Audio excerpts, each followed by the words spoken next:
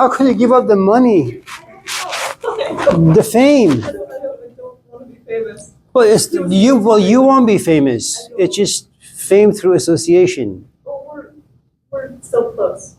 It's just, I don't know. It wasn't going to go anywhere.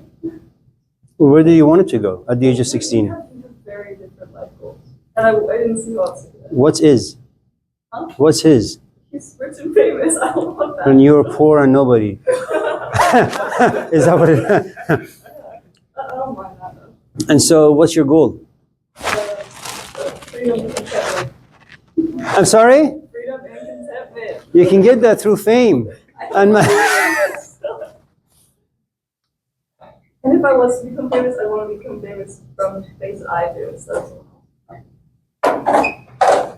she is so much trouble. I mean, it's great, but just... Danielle, did you know that Lark is now single? I mean, not available, but just single. She's going through the healing process. no, I went out with this guy like last What? week, but no. You just broke up. That's our healing process. What the heck? It's not go well. I don't know. He was just kind of boring. So how old was he? He was 17. Maybe that has something to do with it. What were you expecting? Like a... I don't know. So let me ask you, what if you went out with like a 20-year-old? It's weird. I don't want to. We have totally different life views. I understand that, but no. My question has to do with the legal basis. I mean, if your parents were to find out that you're going out with a 20-year-old, would that, They'd probably be concerned. like, would they call the cops? Hopefully not. I wouldn't want to be nervous. If you're a pedophile. It's weird. He's 20. I know, but it's still weird. Why? Well, is it- I mean, I'm not encouraging, of course. I'm just trying to figure out why it's... I don't know. I feel like I'd be uncomfortable with that. Well, you can't hang out with your own people. I mean, your own age group, because you're just a... Well, I'm Just- just friends with 20-year-olds. I just feel like dating them.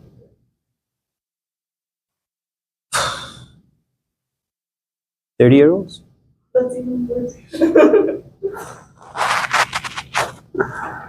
You know, Abi has a son. How old is he? But he's very mature. You know, back home, if, for example, like Abi is, you know, a cousin or a sister, and she has a son, and I have a daughter, you know, we just kind of behind closed doors, we say, okay, Abi, listen, you have a son who's like 7, I have a daughter who's like 2, so they're going to get married. And he says, okay, are you sure? Yeah. And that's it, it's finished. So.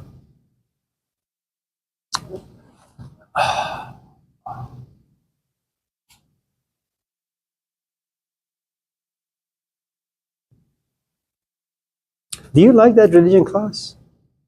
I do. I think the students are a little different from this class. They're weird. They are. There you Yeah, go. they're just They no are good. Definitely different. From They're this awful. class. I love this class. Yeah. And maybe it's because it's smaller, we've spent... What? We spend more time, you know. Yeah. That class is just, first of all, it's 50, 60 people almost, That's surprising. and they look bad. That There surprised me too. What? Oh, like the breath for a lot of people for like a It's a late start. Yeah.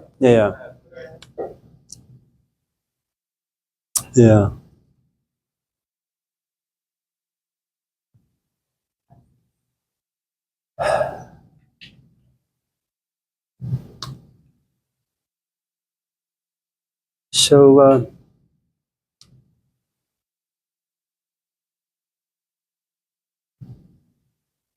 is there anything you guys want to talk about? Adi, anything?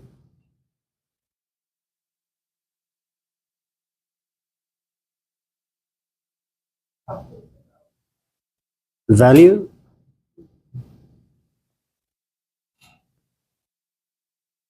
No.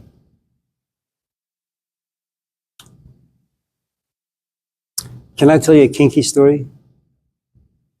I mean, it's not. You're okay with that? I know you're underage and all.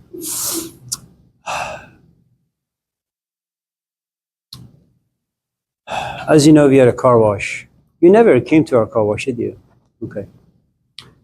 In 1986, we were younger and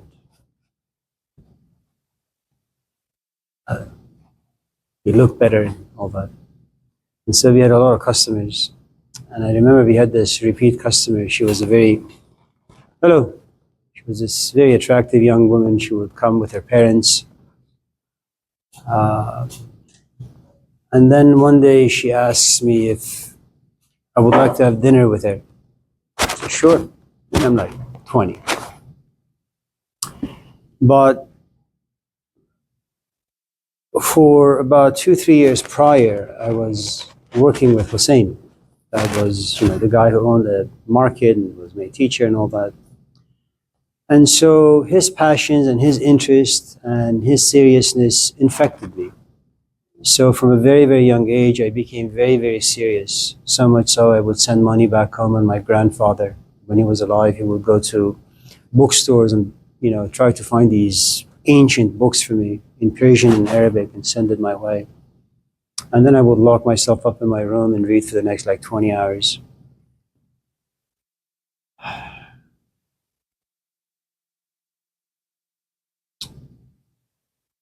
And so I think I was also very naive in many ways, even though I was like a young guy and I'd been around, broken into shops, stolen things, had a girlfriend for a day or two. And so we went out and we went to Chopsticks. It was Chinese food. And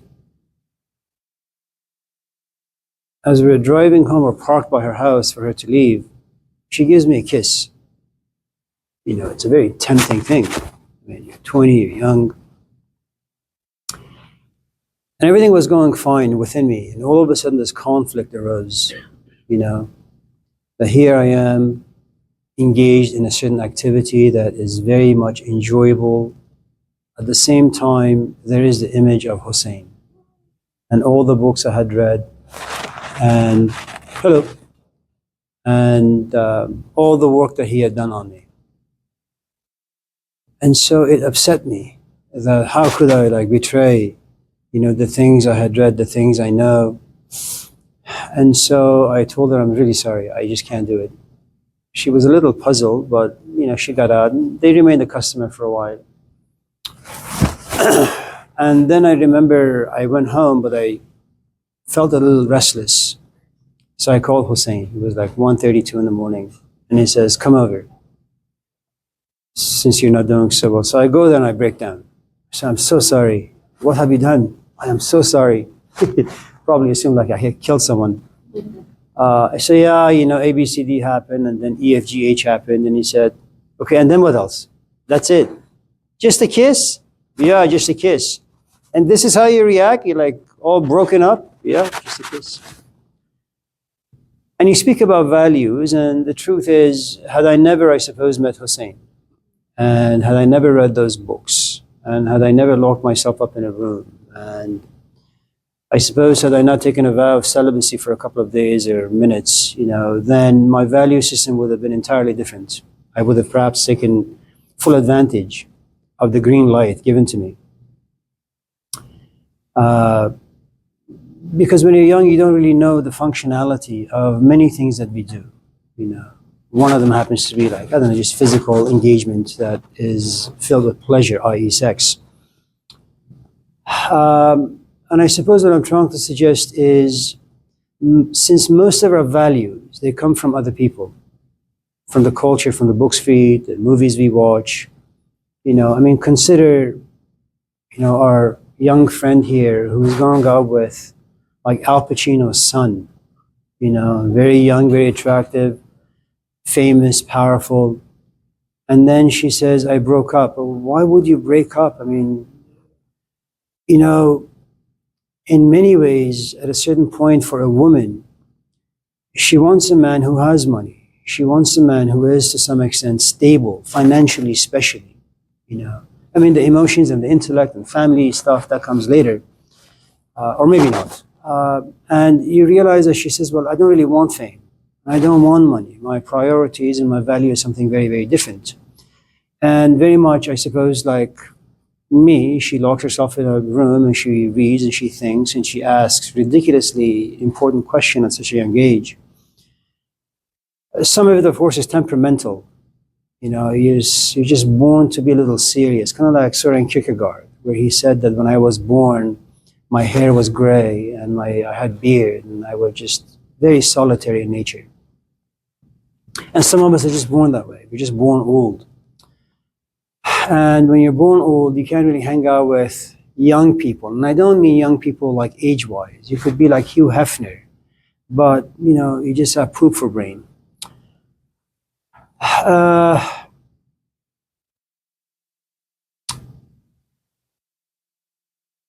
guess once you get to a place of profound maturity, then you can be your own lawgiver. You can be autonomous, that you become a law unto yourself. You are the living voice, you're the living Bible. In you lives God, and in God lives you, or Socrates, or Plato, or philosophy, whatever you want to title it. But before we actually get to that particular stage, we really depend on the exterior world, our parents, the books, movies, the classrooms, you know, to kind of figure out who and what we are and what we should believe in.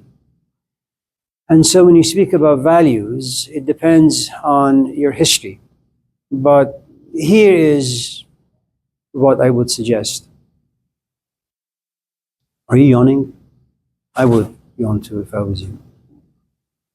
And it's something we talked about yesterday. I think you were there yesterday, but I'll repeat it. One of the nice things about life, as well as awful thing, is that life happens to be very repetitious. And it repeats itself for one simple reason. We are, you know, we're very dense as animals who desire to learn. So a certain thing has to be repeated over and over and over again. I mean, consider like how many people you're going to date in the next like 20 years. And then after 20 years of dating, I mean, it's just the same people, you know.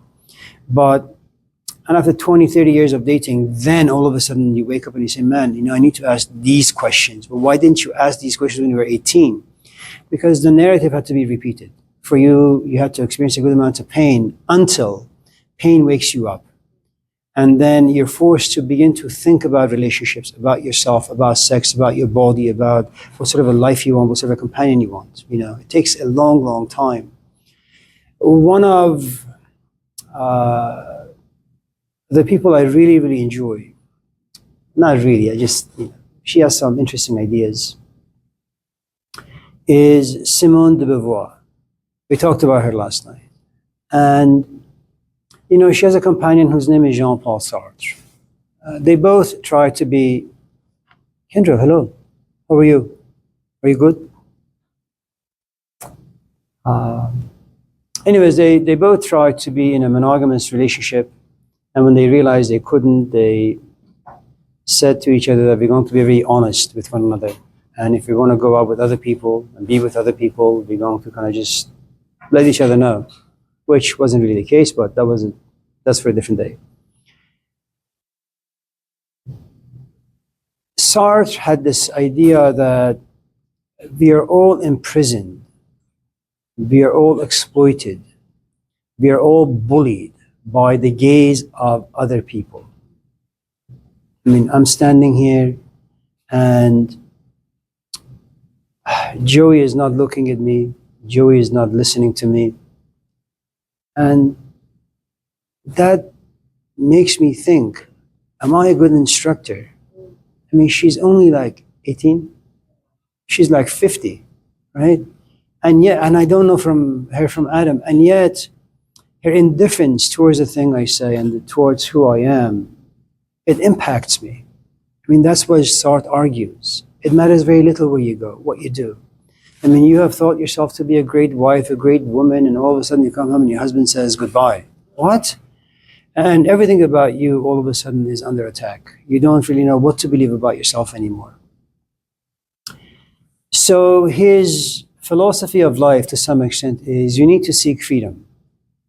Freedom from the culture, freedom from other people, because other people, he argued, are hell. I mean, one of the nice things about Joey, for example, is whether it's her history or temperament or experience, whatever the case may be, she says, you know what, I don't really care what other people say about me.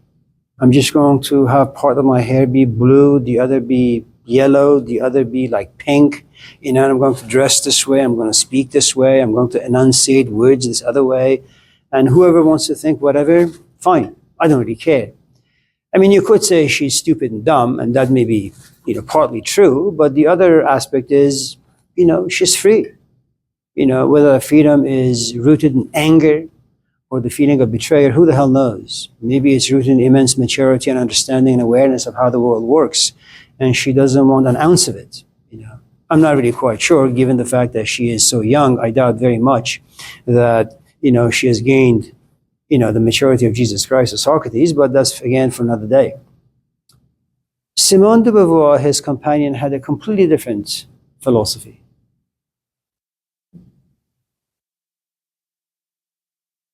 We want to be seen. We want to be looked at. I want to be judged. But I want to be judged by Jesus Christ. I want to be judged by Socrates. I mean, the only reason Lark broke up with her boyfriend, who was rich, famous, and powerful, is because at a certain point, she looks at him, she observes his gaze, and she's not interested. Him looking at her no longer matters for her.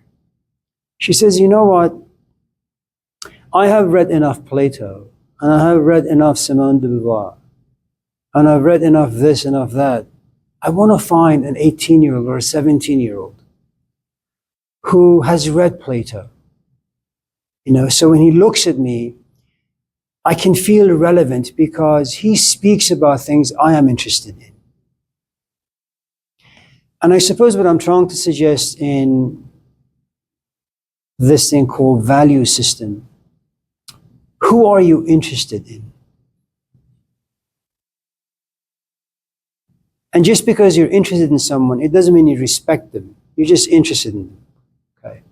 Who are you interested in? And then who do you respect? Because the moment you respect someone, there is a power hierarchy. In other words, if I respect you, I am down here and you are up here.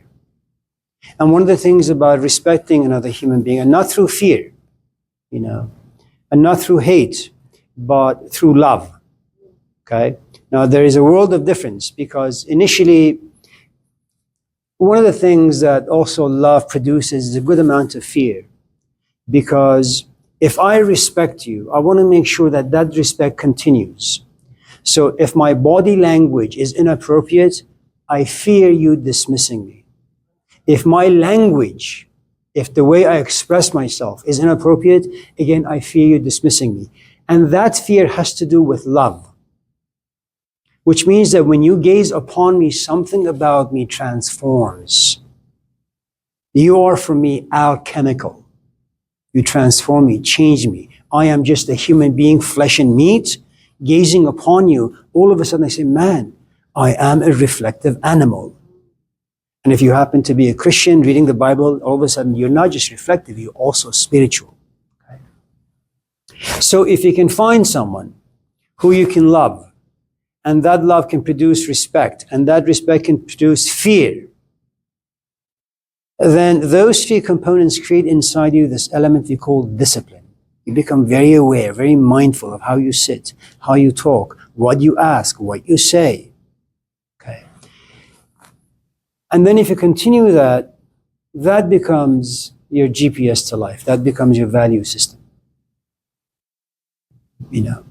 In the absence of that, in the absence of culture, in the absence of parents, in the absence of love, respect, you're left really for the most part to your own devices. You got to figure things out. And it's a tough place to be.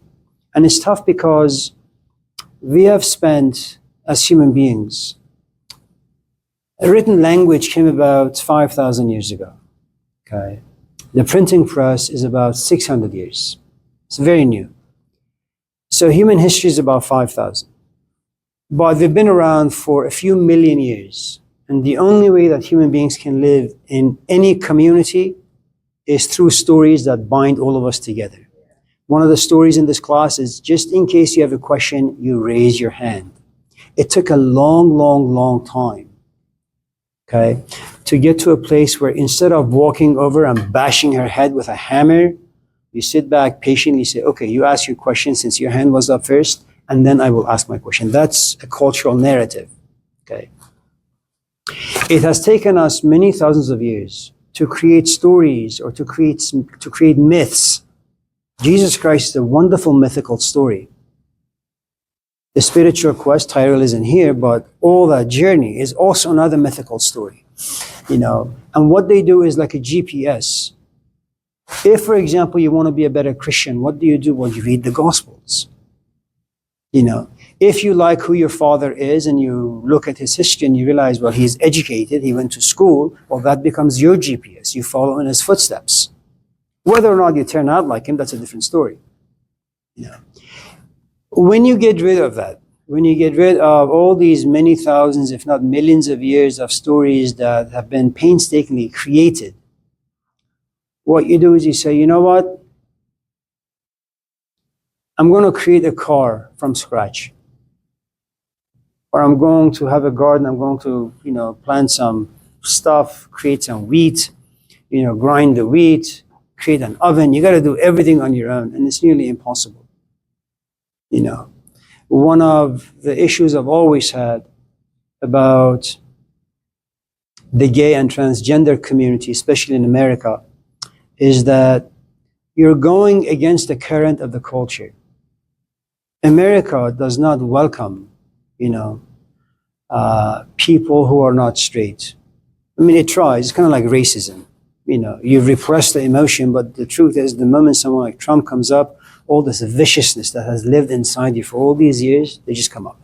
You know, is that the moment you say, I want to marry someone who's like me, the same sex, well, the culture hasn't lived long enough to create good stories about that. And so you got to figure out, what the hell do you do with this? You know, or if you happen to be trans, you know, the culture has not, again, lived long enough to create narrative stories that can create health, psychological health. So you always feel as if other people are judging you, and judging you negatively. You know, it's like, you know, me as a brown person, was it 2011? When was the Twin Towers? That's right, 2001. When it happened, I was teaching at Sierra College, and I was walking in Roseville, which is, you know, predominantly Caucasian. And I could gaze, you know, other people, and I could feel, you know, what they're seeing. It's my own interpretation, of course, but nevertheless, I think I was pretty much accurate. That they look at me, a young guy who looks Middle Easterner, also has a beard, and George Bush comes up and says, this is the, you know, axis of evil. And so you kind of feel condemned. You know, and part of the reason is America has never been bombed before. You know, it has, I mean, 50, 60 years ago. But America is a land of privilege. People don't know what it means to be in pain. People don't know what it means to be exploited. You know, Tammy understands that.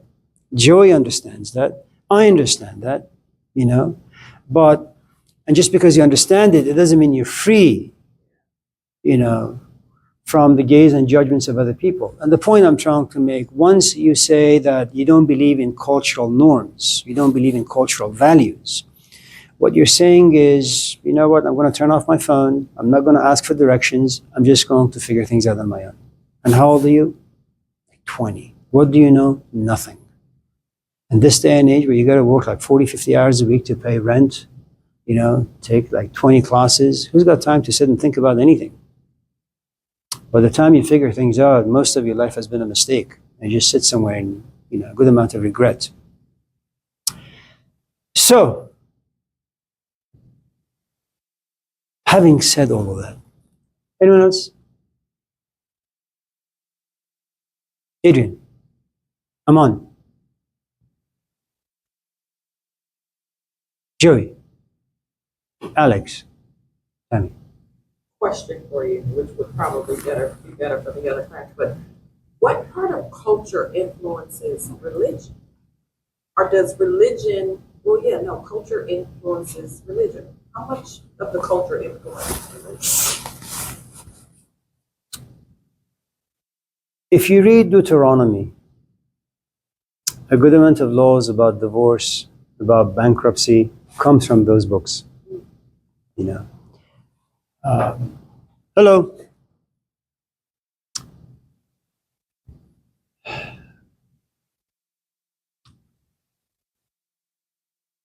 So there are, I think, these different.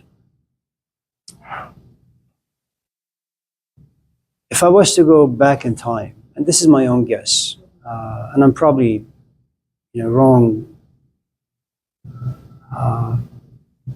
When we first landed down here, you're naked, and the climate is harsh, and your skin just gets scarred, and then there's a good amount of pain, and your only concern is, am I going to find a shelter tonight? You don't have the language for prayer, first because the only language you have are grunts and groans. No alphabets have been created. So it's really difficult to kind of express yourself. It's a very impoverished inner world that you have. You have all these feelings. You don't know what they are, where they come from, but they're there. You don't sit like today and say, why am I fearful? Why do I feel angry? We don't have access to those things. We're still quite primitive. And so most of your brain space has been occupied, by, is there shelter? And then time passes, and after a few hours you realize, you're just weak. And you pay close attention, you realize you're weak because, you're hungry, you want food. And you don't sit and pray because you don't know what prayer is. You don't know what God is. There are no rituals yet. And there are no communities. Everybody is a friend, everybody's an enemy, and everybody is food. And so you realize that for the first many, perhaps thousands of years, our only occupation in life is we walk around naked, and our only task is to find food, shelter, and clothing. That's it. I suppose at a certain point, it's kind of like, I remember going to Yosemite many years ago. And I usually like to go there during wintertime when snow would blanket the entire, space. I remember this one night, heavy snow, like 50 feet deep, And after like 2 weeks of just rain every single day, it's a clear sky and the moon comes out and it's a full moon. And the entire forest is blue. And you sit back and you say, this is just amazing. And you don't need God for that. I mean, just the space itself, it just makes you feel as if you're in the midst of something profoundly sacred. And I'm sure that for the ancient world, you don't use the language sacred. It doesn't exist. Your mouth is just open. What is this?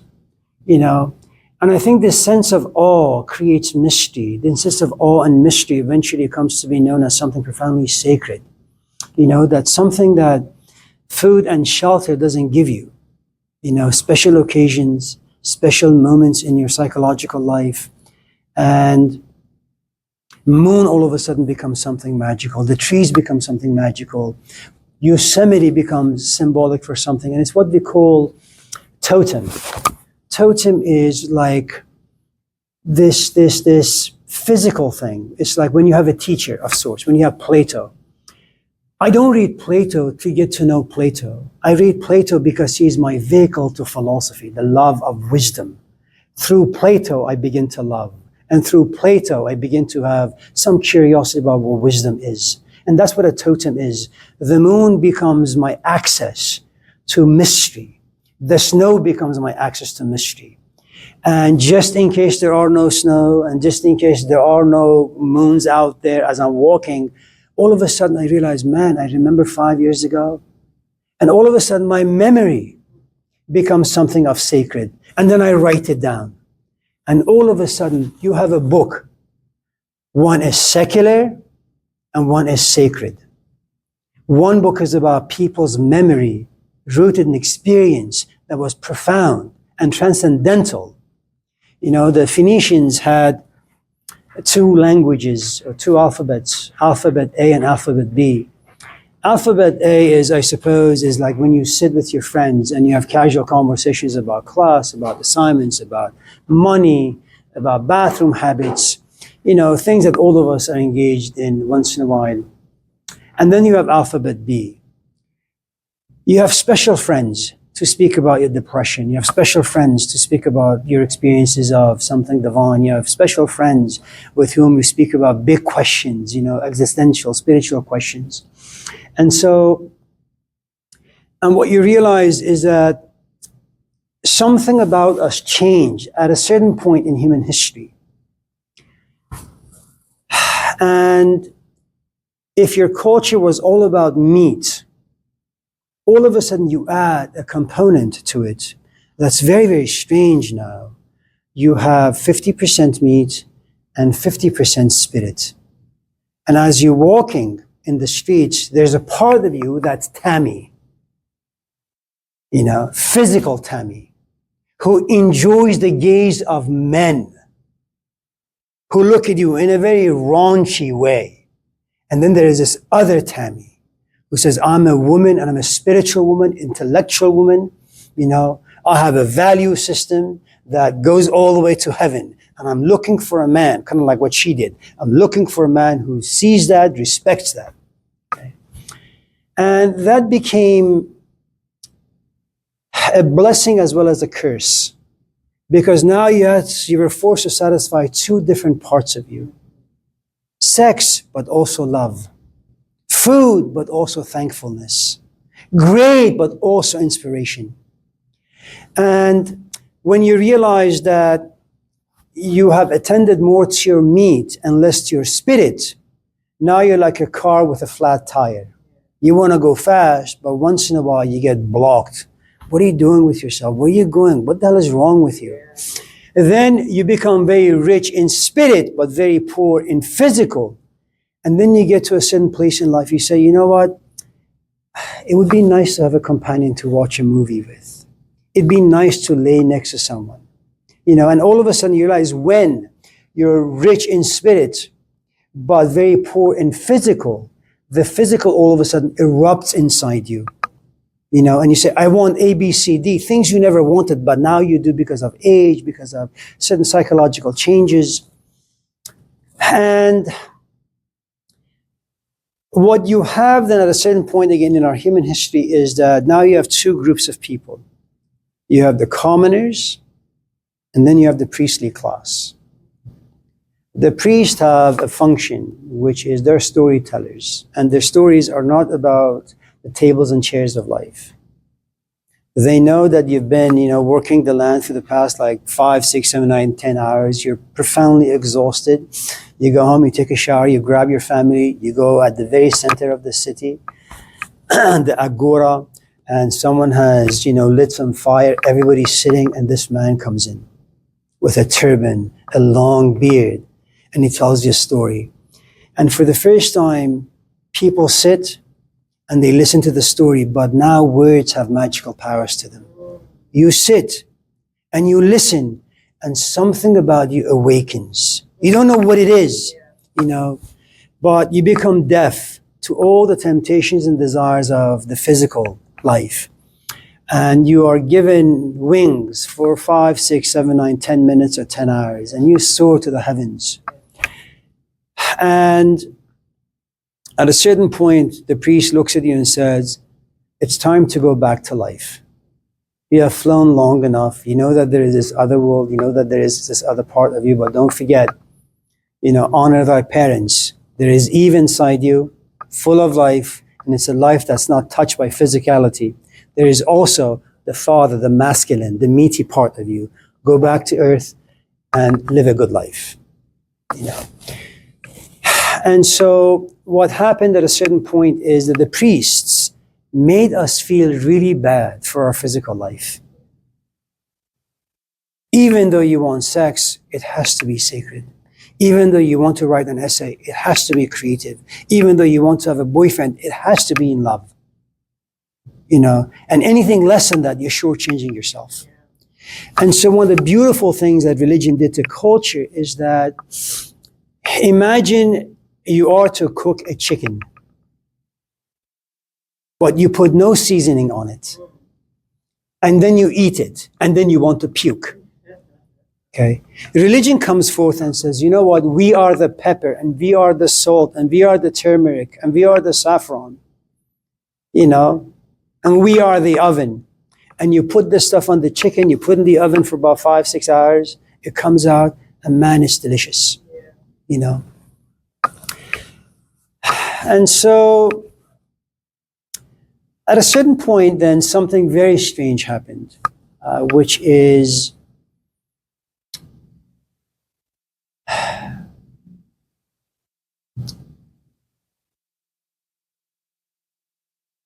religion got into the hands of certain folks who didn't really understand it well. It's kind of like when money falls in the hand of someone who's a brute. I won't name who. I mean, I'm not going to like name Trump or Bezos or, you know, Zuckerberg. None of those people. They're saints, right? But money falls in their hands, and now they taste power. No different than the priestly class. And power in the hands of a novice, power in the hands of someone who doesn't really understand what they have, ultimately leads to what Karl Marx had always argued, that you have a priestly class who advertises for you a set of ideas. And those ideas, they only really have one function in the modern world. You know, consider when you go to these self-help sections, Barnes and Nobles, you know, how to get over this and how to get over that, and happiness in 5 minutes, and, you know, how to date well, how to do this well, do that well. And everybody's trying to sell you something. No one tells you the complications of relationships. No one tells you the history of relationships. No one says anything about those things. Everybody's there to pacify and numb you from the real issues at hand. You know, I have many students in my classes over the past many years, where whenever the topic of, for example, sex came about, and when I want to talk about the history of it and the variety of different functions that it has, very much like religion, very much like food, very much like death, all those things, all of a sudden their hand goes up because they consider it to be a taboo. And so what you realize is you have ideas that are supposed to inspire us and help us examine life rigorously. Instead, Marx argued, they have a tendency, like drugs, they pacify you, you know. So, sorry for that long rant about ridiculous things. Yeah.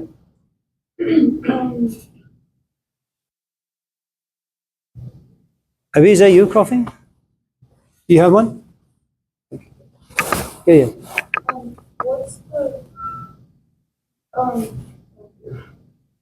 when people talk bad about other people, or like eat meat, or just anything that kind of makes us feel like we're on top of other people or other animals, or just the world, is that wrong, or is that like in human nature? Is that like our right to make it work on it? You know, you have to sit here for 1 hour and 15 minutes. Okay. Now, you could have a negative experience in this class, you could have a positive experience in this class, or you could have a little bit of both. Okay. Regardless, what's going to happen to you in the next like hour and 15 minutes in this class is the following. Pressure is going to be built inside you. It'll either be boring, this class is boring, I can't stand it, I'm not interested, or I'm interested, I feel like I can't fit my own skin, I want to explode, right? What you have for the next hour is pressure being built up inside you. No different than eating food, no different than drinking water. At a certain point, you have to go to the bathroom, get rid of the liquid or get rid of the solid that lives inside you.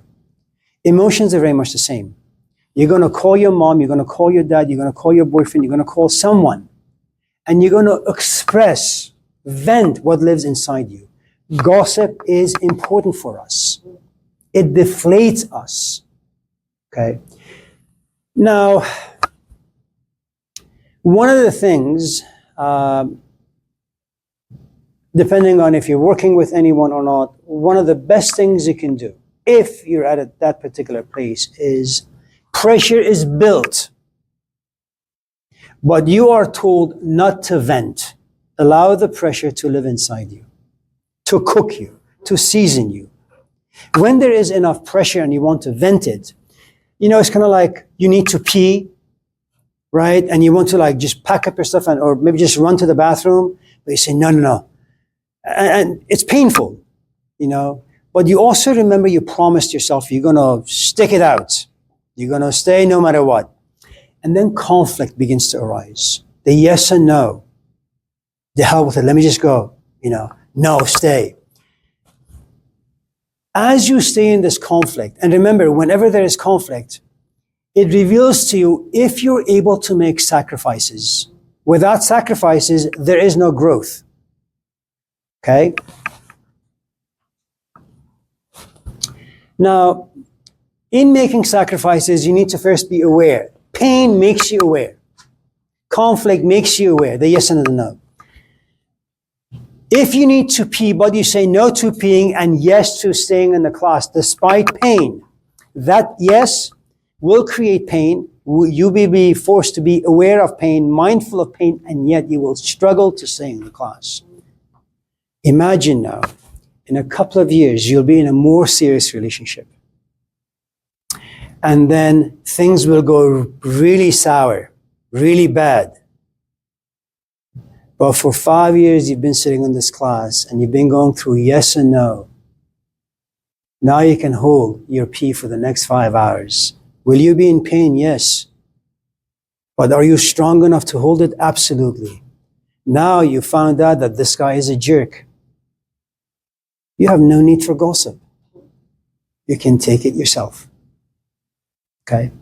So there is this in one of the Eightfold Paths in Buddhism, it's like your GPS to freedom, okay, in the Buddhist tradition, is called right speech. Now, that's not meant for regular, common, ordinary people because they're just busy with life. Okay.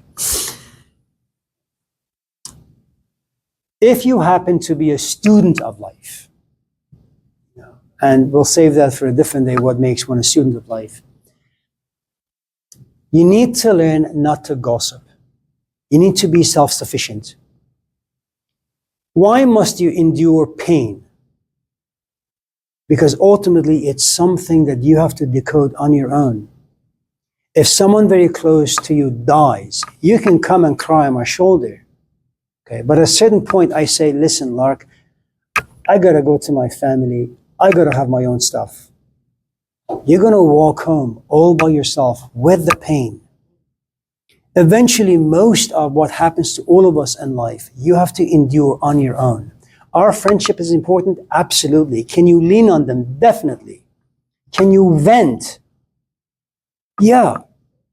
But the only function of a friendship is give you a temporary solace or a comfort and then push you back into a world that you'll be trained to figure out how to live a self-sufficient life. At the same time, knowing full well you need other people to survive.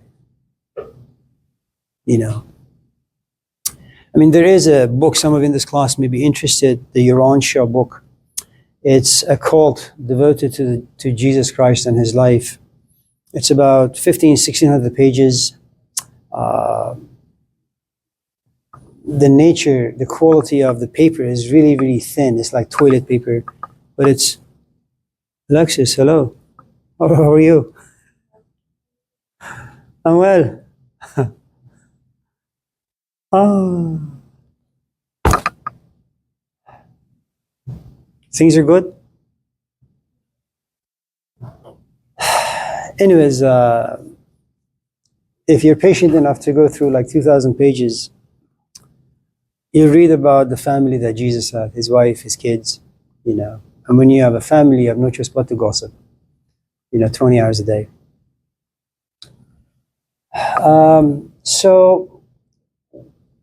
I think you have to do a lot of gossiping. In other words, one of the things that you will learn, for those of you in this class who will eventually, I suppose, get into a meaningful conversation with some of your friends, some in this class who may ultimately decide to go into the teaching business, one of the things that you will learn is that as teachers, as instructors, you gossip from 9:30 to about 10:45. In gossiping and in hearing yourself gossip, remember what a gossip is. Gossip is someone who doesn't really have full understanding. I don't claim to have a good understanding of what ethics is, what Plato is, but in gossiping, in stealing their ideas, in expressing the emotions that Plato has created inside me, in gossiping, I get to hear my own gossip. And I get to examine if I'm gossiping in a way that I myself can understand. You will learn a great deal if you can be mindful and aware of the way you speak, of the way you gossip, of the things you have stolen, and how well you have understood the things you have stolen. Okay? Then at a certain point, right speech happens is you only speak if you truly understand something. And as a teacher, you only speak if you want to coerce, manipulate, exploit a human being to turn them into a student. You know. But I think gossiping is good. Everything has a purpose. It serves some function, and it's important. Yeah.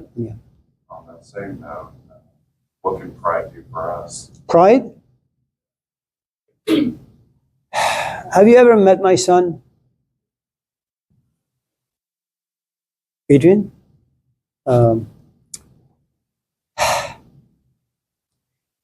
He watches soccer about 10 hours a day. And he just doesn't watch any soccer player, going back to Abi's question. He wants to be seen by one specific soccer player. And he only sees one specific soccer player. You know who that is? There you go, Cristiano Ronaldo. So when he's saturated, when he's like dripping, you know, Cristiano Ronaldo, he says, let's go out play some soccer. I say, okay. He sucks. I mean, my son. And I keep telling him, you need to juggle at least 100 times. He has no patience for that. But what you will discover him saying is, I'm a great soccer player, Dad. So you can't even kick the ball. I'm a great soccer player. So what you have is this. You have someone like my son, and there are many people like my son. You know, there are many people with PhDs who come to class and assume that they have something to say when in fact they're just hollow. You know, it's kind of like what Shakespeare had said, that, you know, you get this big drum, you bang on it, it sounds big. But if you look inside the drum, it's just hollow. You know, the loudest people are those who have really nothing of substance inside them. Now, that doesn't mean that those who are mute have anything. So you have people who have all these assumptions about themselves. You know, but in reality, they have none of the things that they claim to have. But they're very proud of their delusion, and they have no problem pushing those things in your face. Then you have someone who has actually made a good amount of effort. So if I was to again go back to my soccer example, I'll tell you the following. Ronaldo wakes up about 4:35 in the morning, drinks a cup of water or two, goes into the gym, stays there for about 2 hours, comes back home, takes a nap, has some breakfast, goes back into the gym. You know, comes home, takes a nap, eats some food, goes back into the gym. And what you realize is that for the past like 30 years or so, this is a man who's been profoundly disciplined. Now, discipline means the following. There are days you wake up and you just don't want to do it. but you don't forget your goal. You sacrifice. You say, you know what, I know my body wants to sleep, but screw that, I'm going to the gym. Okay? And so what you have is a man, when he scores, he jumps high. He goes like this, like a helicopter, and he jumps like 50 feet high, you know. And when he opened up his YouTube channel, in one single day, he had 20 million subscribers. Unheard of. In one single day. Now, does he have the right to come up and show himself off? From one perspective, absolutely. This is a man who's done things I would never do in 50 lifetimes. Wake up at 4 in the morning, go to the gym, you know, despite all these people out there who want to be picked by Manchester United or Real Madrid, this guy says, you know what, I think I'm good enough to try. And he makes that effort, you know. Does Jesus have the right to look you in the face and say, I and the Father are one and the same? You see God, you see me, you see God? Absolutely. Who leaves their parents at the age of 12? Who survives in the desert for about 18, 19 years? Who comes back to a hometown and doesn't even visit your mom? Doesn't even ask about, is dad alive? Where are my brothers? Where are my sisters? He just comes and says, you know what? I'm going to read from the book Isaiah, and I'm going to tell you, stupid Jews, you've been looking for this Messiah. Here I am. How many people reject him? Everybody. Is he being arrogant? Absolutely. Does he have the right to be arrogant? Yes. So when it comes to the element of pride, you have this thing called false pride, and then you have this thing called true pride. A lot of us have false pride. We are not good at anything. I can't even make a good cup of coffee. You know.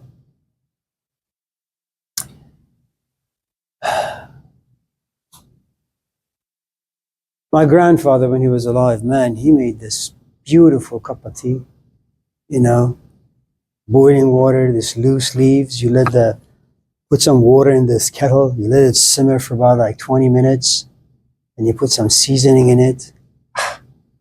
I haven't been able to copy that in like 50 years. The point ultimately I'm trying to make is, there's a guy on YouTube, his name is Peter Buka. He's this, like, I think right now he's 24, 25-year-old Hungarian kid. Very, very good looking. I mean, if I was like a 17-year-old, 18-year-old young woman, I would probably figure out where he lives, what his email address is, and, you know. He plays the piano. I have seen some beautiful, you know, pianists. But there is something magical about this kid. It's like piano lives inside him, you know, and the way his fingers just move back and forth, the way he pushes the keys, his facial expression, the sadness that once in a while overcomes him, you know, he begins to contemplate. And it's really an amazing thing. And he's got about 3, 4, 5 million followers. And should he have his, you know, channel for everyone to watch? Absolutely, man. I mean, do you know how difficult it is to become good at anything, especially the piano, any musical instrument? You know, and once you become really good, is it your right to broadcast yourself, advertise yourself? Absolutely. I mean, look at all these ridiculous losers, you know, who come on there and say stupid things and do stupid things. And then you have an artist, rare, you know. So, yeah, if you have done something that has required effort, sacrifice, mindfulness, discipline, you have every goddamn right to be boastful, to be proud, you know. The only thing is the following. I go back to the saying in one of the Gospels, do not give that which is holy unto dogs. And you can put this in a variety of different contexts. You know, if you love cooking and you've spent like 5 hours in the kitchen cooking this delicious food, but you've come to realize your companion is just stupid and unappreciative, just give him eggs. If he doesn't appreciate the fact that we spent 5 hours cleaning the house, let the house be messy. If you have truly understood through hard work what it means to be African American in America, talk to someone who appreciates your sacrifice and your understanding and your wisdom. Don't just give it to anyone who's got ears. That's stupid. گوش خر دیگر فروش و گوش خر. Some people have ears of a donkey.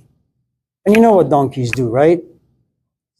A donkey looks at a carrot, only sees the leaf, but doesn't see the carrot itself, so only eats the leaf. That's what a donkey does. A donkey only sees a woman, but not what lives inside her. Goosh khar. It means that why don't you go somewhere? Have someone recreate for you ears. And if you realize they have something good to say, tell them, go into my brain, baptize me from the inside, and in baptism, I will inherit the ears that you have. So when someone speaks to me, they're filtered through the value system you have given me. Okay? So when you become good at something, it becomes holy. And if you want to know what holy is, anything that demands a sacrifice, effort, mindfulness, it's holy, man. Whether it's secular or sacred. You should watch this show, I'm sure Abi has with her kids. Kids cooking champion. It's like these ridiculous, like 10-year-olds. And they make like cakes. And then like the judge asks, well, how did you make this cake? And they begin to name like ingredients that you've never heard in your life. Where the hell did you learn all of this? Well, when I was in my mother's womb, I started cooking. Really? Yeah. And, you realize most of these kids, they just sit there, they're like vegetables, playing with their cell phones, playing video games. They're just stupid, couch potatoes. But these kids, they spend like hours. And more power to their parents who are willing to spend money and have their kitchen get messy every single minute of the day. And the kids don't clean it, the parents do. That's a lot of sacrifice. So the point is, when you have encountered someone who is good at anything, man, you're standing in holy grounds. It's beautiful. You should bow and worship them. Yes, Joey. She yawns so well. One of the things I've always liked about Joey is that whenever she yawns, she covers her mouth. She's been trained well.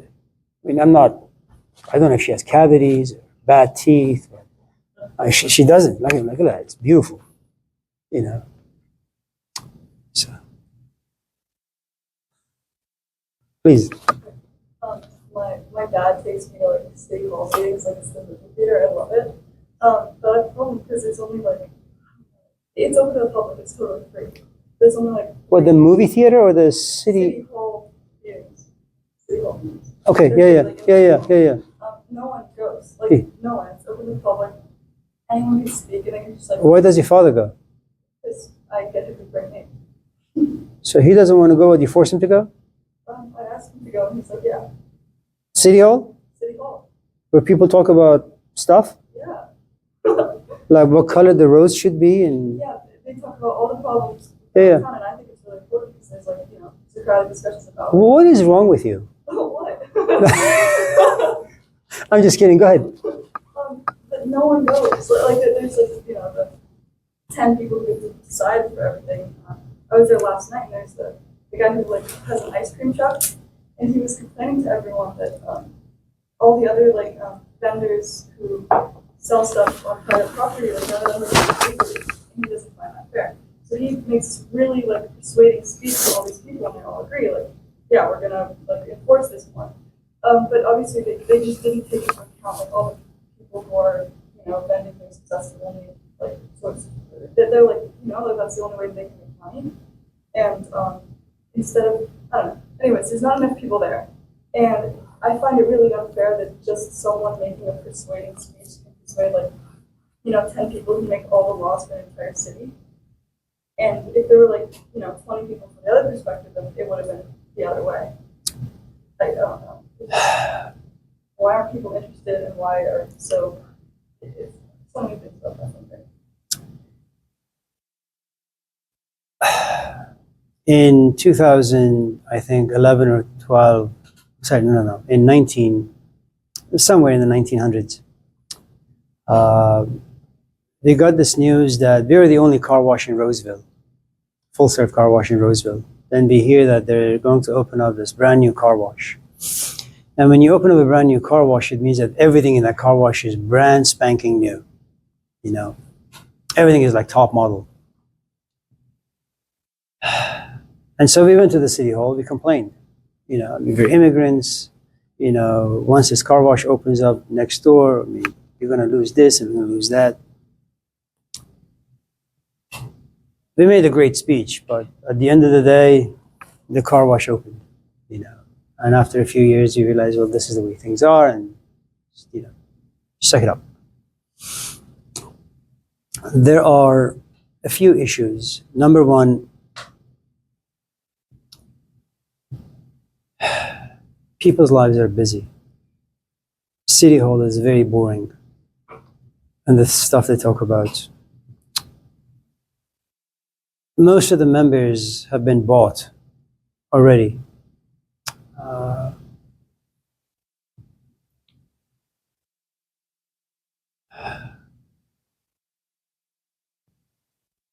Some people just feel, kind of like, I don't know what's happening in politics these days. Your voice doesn't really matter anymore. No one really cares. And so why should you even participate?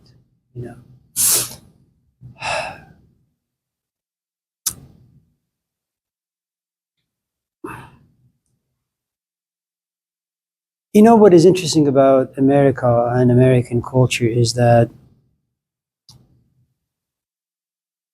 when you divide a house and you break it into like 50 different pieces, it's really difficult to bring these pieces together. That's why you never see revolutions in America. First because it's such a huge place, it's really just huge. And then people have turned from being communal to just individuals and very private, to the point that even if you look at someone, they say, you're invading my space. I remember sitting at this burger joint in Berkeley, Bongo Burger, some years ago, and there was a TV, and I'm looking at TV, and there is this woman looking at me, and then she comes to me and screams in my face, "Stop looking at me." I'm looking at the TV. I'm not looking at you. First, you're ugly. Second, I don't find you attractive. Third, I wasn't even looking at you. I was looking at Angelina Jolie, And so, when there is pain, what you realize is that you have privatized pain. Your pain is no longer mine. And even like the government shutdown right now, we have a few people on our streets who walk back and forth. They work for the IRS, but they don't have a job right now. Who knows if they're going to get paid? And the truth is, we have made life so that even if your pain is common, you're not going to congregate. In places like Africa, Madagascar, for example, the past few weeks, revolution, uprising. China, uprising. Middle East, uprising every other day. France, uprising. Here, no, you have an Occupy movement. It's in a tiny city. No one really cares. And then what you have is like this very peaceful, no king movement. And that's fine too. I'm not saying there's anything wrong with it, but nothing is going to change. Because you need to understand that people who have power, like anything else in life, you're not going to just give up what you have. Especially if you can use society and culture and the people therein as puppets. That's an intoxicating place to be. More power to you for being interested in things that most people are not interested.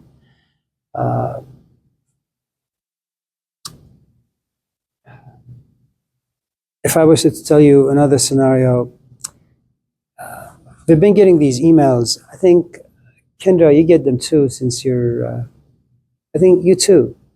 You get emails from, since you're both, instructors. There is this instructor that we have. He's part-time at Merit College. Apparently, he's only part-time instructor.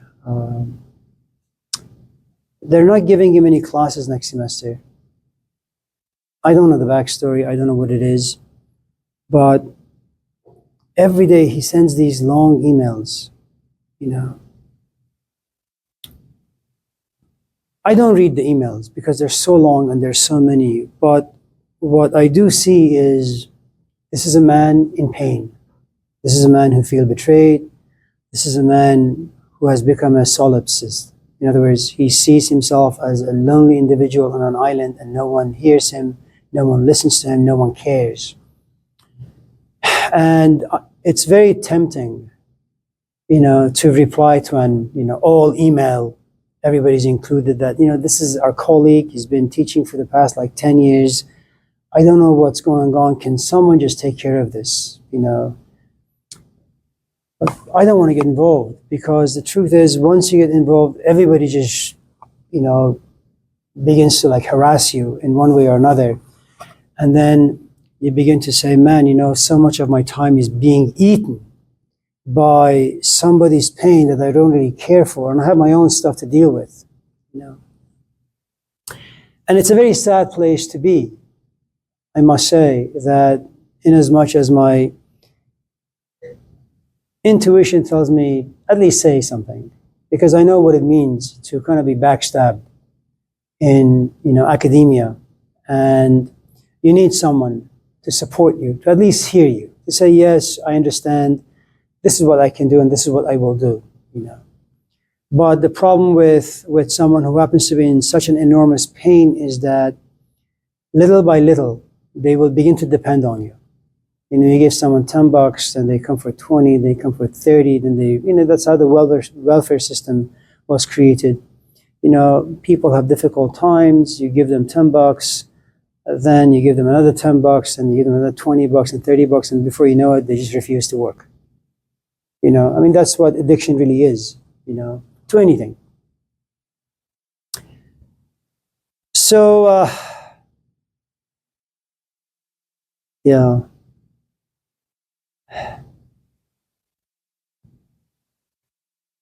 And they talk about so much nonsense.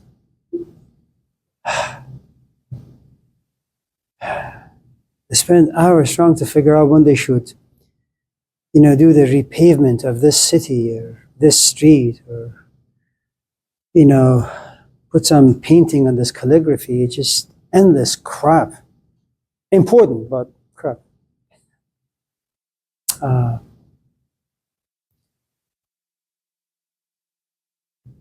But it's good. It's good. It's good for you.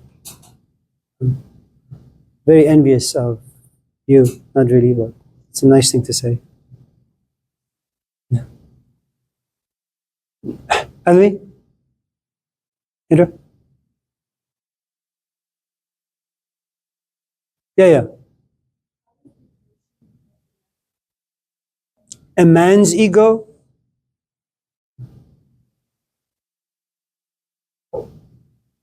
Let's just talk about man's ego.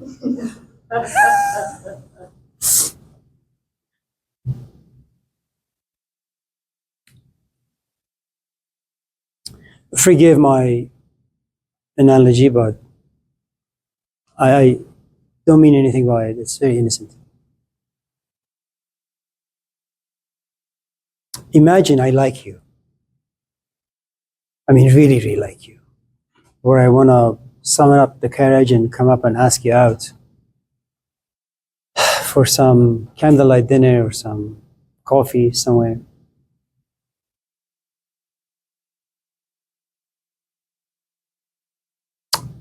So I'm going to get up early in the morning, take a shower, wear some nice outfit,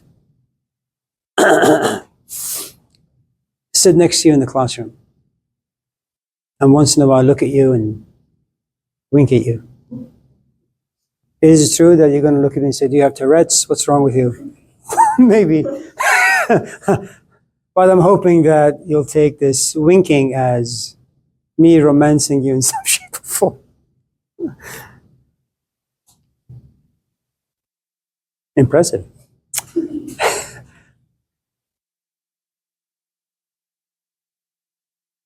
You know, my day started with a story. And my story started with me just finding you very attractive. I am now emotionally invested in you. And I've made a plan, a system, where I eventually want to come and ask you out on a date. I mean, that's a lot of stuff I've gone through. I rarely sit back and say, yeah, I mean, I'm going to take a shower, do all this stuff.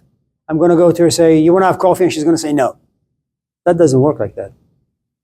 In my mind, it's going to be yes. So I have this self-image that lives like 5 days from now, where you and I are sitting in a coffee shop, and where you grab my coffee cup and put it to my lip, and you say, Amir, my king, take a sip. Did you guys like that? No? So,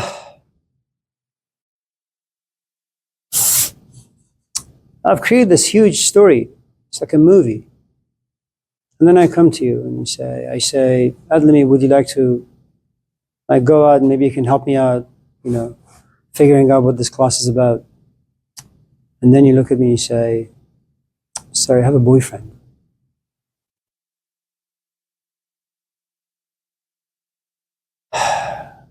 I mean, imagine like you're a car and your car has been driving smoothly, and all of a sudden a nail goes into it and all 4 tires are now deflated. With a couple of words, I'm sorry, I have a boyfriend. I mean, you say it very respectfully, but you flatten everything that was inflated about me. And to save face, I say, I'm very, very sorry, I didn't mean to intrude. I say, no, it's okay. But if you need help, I can help you. Here's my email address. I'm not going to email you because I don't really care about the class. I care about you, but you're not available. And there's a good chance I'm going to drop the class. Because now I know that you know how I feel about you. But you didn't validate me. In fact, you crapped all over me. And now, depending on how attached I am to that story about you, if I'm very much attached, the truth is, I'm going to just drop out of school. And say, I knew that women were always mean-spirited. And maybe I'll question my sexual identity, I don't know. Lots of things could happen.